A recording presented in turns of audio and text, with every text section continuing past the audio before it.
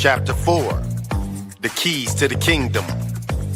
Now, Felix ran his operation out of a back room behind a barbershop that never did much cutting. But he was clean cut, sharp all the time. The type that wore slacks, even when counting bricks. He didn't trust that easy, but money changed the tone of every conversation. So now Jasper set the meeting between Felix and Mac. And Mac walked in cool, eyes scanning everything but showed no fear. This here wasn't the army, but it damn sure felt like a mission. Felix gave a respectable nod and said, "So you the soldier, huh?" Mac smiled and said, "Yeah, that's me."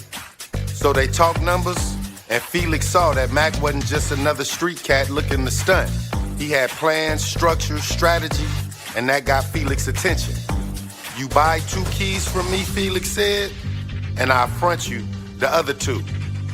You move like this, and we'll keep talking." Mac shook his head and said, "I'll be back." Now back at the car wash, business was booming. Cars rolled in nonstop. The water ran like champagne. Mac handled customers like a pro, handed out orders with a manager's tone. Big Ron was so impressed that he offered him more hours and more power.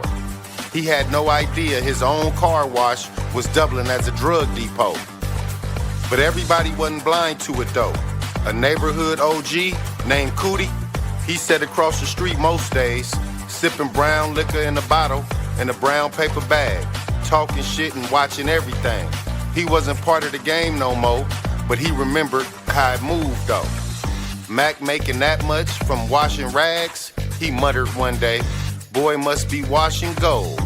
Words start to spread.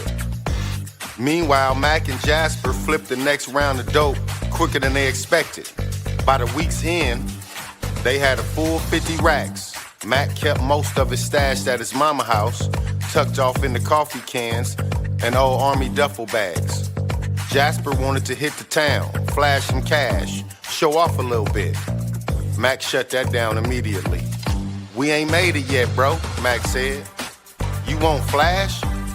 Just wait until we own the spotlight."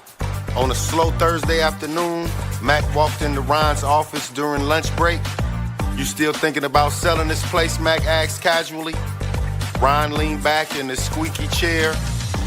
30 grand gets you half. 50 gets you the whole damn thing. Mac pulled out a thick envelope from his coat. No words, just business. Ron stared at it. "Are you serious?" Mac nodded his head and said, "I'm dead serious." So that night, Jasper and Mac sat in Brenda's kitchen counting the leftover bills. The car wash was theirs now. Not legally, not yet. But Ron had signed the handshake deal. The paperwork was coming. "This is it." Jasper grinned, eyes wide. "We in there." But Mac was still focused and thinking. "This just the foundation, bro. You think this the top, but we ain't even at the second floor yet." Jasper raised a brow. "Then what's next?" Mac looked out the window, eyes narrowing.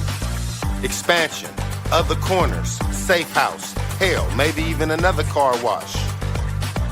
But across the city, the wrong people were starting to take notice. The cops, the competitors, even Felix's own runners started whispering about the ex-soldier who was moving fast but staying slow and playing smart. Some respected it, others not so much. The street didn't like new kings.